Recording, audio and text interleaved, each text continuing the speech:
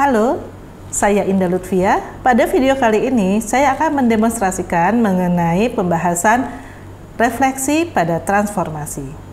Pada pembahasan refleksi, di sini saya menggunakan papan geoboard, lalu ada karet untuk menghubungkan dan bisa membentuk sumbu X dan Y, ada pin.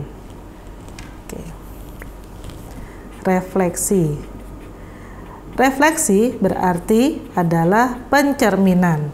Misalkan kita punya titik A, negatif 3,7.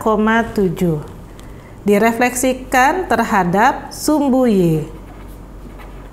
Maka hasil A aksennya adalah, pertama, kita buat terlebih dahulu sumbu X dan Y dengan menggunakan karet.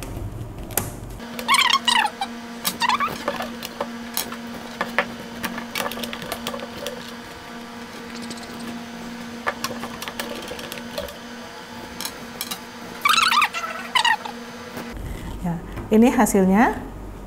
Ini adalah sumbu X dan ini adalah sumbu Y. Sekarang titik A adalah negatif 3,7. Dari titik pusat 0,0, karena X adalah nilainya negatif, kita bergerak ke arah kiri.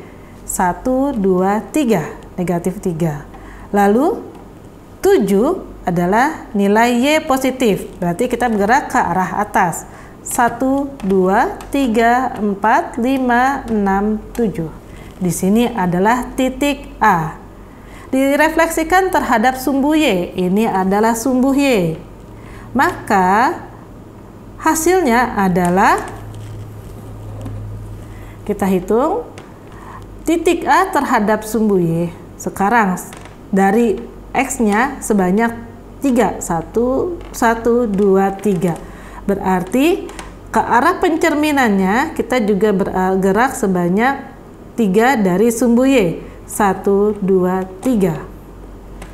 Nah, ini adalah titik A aksen. Kita bisa hitung berapa nilai dari A aksen ini. Kita bisa hitung mulai dari titik 0,0 atau titik pusat, kita gerakan 1, 2, 3, berarti nilai X-nya adalah 3. Berapa nilai Y-nya? 1, 2, 3, 4, 5, 6, 7.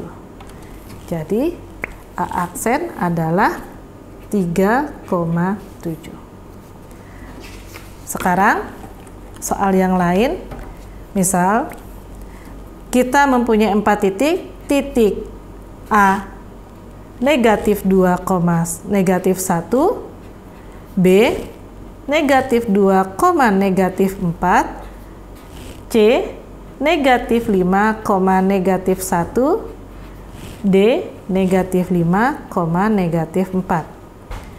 Direfleksikan terhadap sumbu X.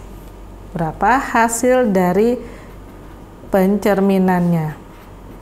Kita buat dulu titik A, negatif 2, negatif 1. Dari titik pusat 0,0, negatif 2 bergerak ke arah kiri, 1, 2. Lalu negatif 1 bergerak ke bawah, negatif 1. Ini adalah titik A.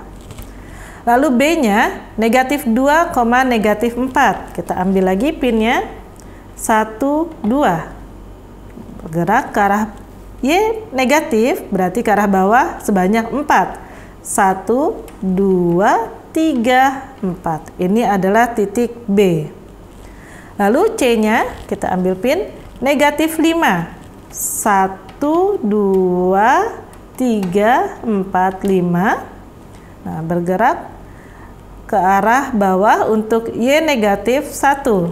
1. Di sini adalah titik C.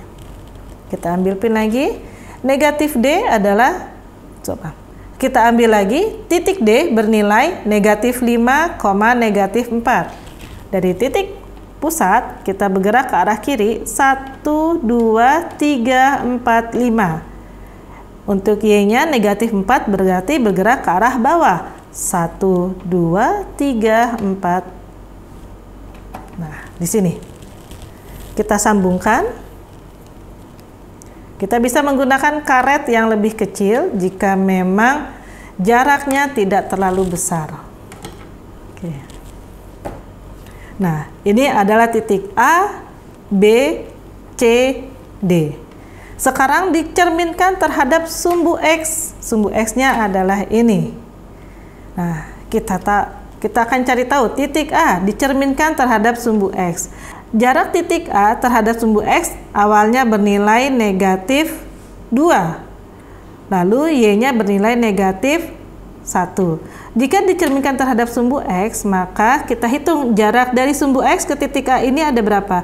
Oh, ternyata ada 1. Berarti jarak dari sumbu X terhadap titik hasil pencerminannya juga jaraknya sebanyak 1.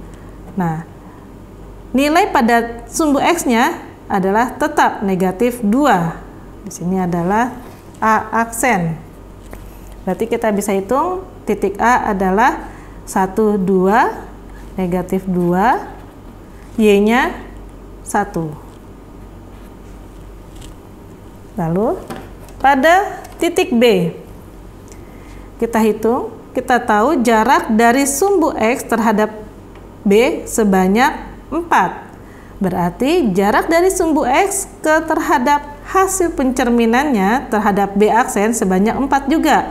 1, 2, 3, 4. Di sini adalah titik B aksen. Kita bisa hitung berapa nilai dari B aksen. Oke, kita hitung dulu nilai X-nya ke bawah, atau kita hitung dulu berapa nilai X-nya.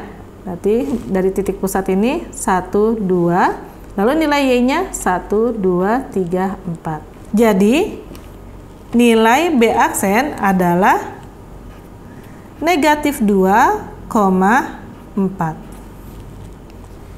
Sekarang titik C terhadap sumbu Y. Jarak sumbu Y. Sekarang titik C terhadap sumbu X. Jarak sumbu X terhadap titik C sebanyak 1. Nah, sekarang berarti jika dicerminkan terhadap sumbu X, maka jarak dari sumbu X ke titik C, hasil pencerminannya juga sebanyak 1. Kita bisa hitung berapa nilainya dari titik 0,0, titik C ini, negatif 1, negatif 2, negatif 3, negatif 4, negatif 5. C aksen adalah nilainya negatif 5,1.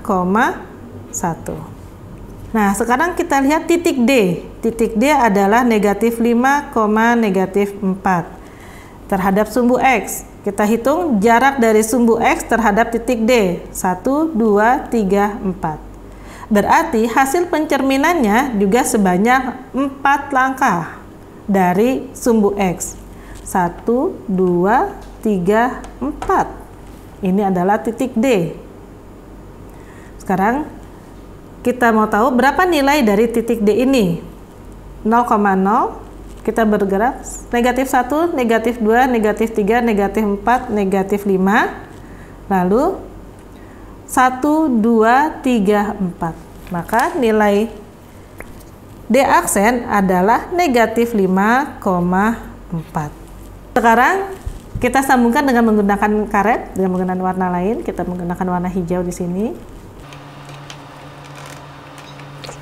Dan ini adalah hasil pencerminan, hasil refleksinya. Jadi bisa disimpulkan bahwa jika suatu titik direfleksikan terhadap sumbu Y, maka yang berubah nilainya adalah pada titik X-nya. Dari negatif 3, jika direfleksikan terhadap sumbu Y, maka berubah menjadi positif 3. Tetapi jika direfleksikan terhadap sumbu X, yang berubah nilainya adalah pada titik Y-nya, atau pada titik nih Y-nya. Titik X-nya tetap, Y-nya berubah. Yang tadinya negatif berubah menjadi positif. Demikian penjelasan mengenai refleksi pada transformasi. Terima kasih.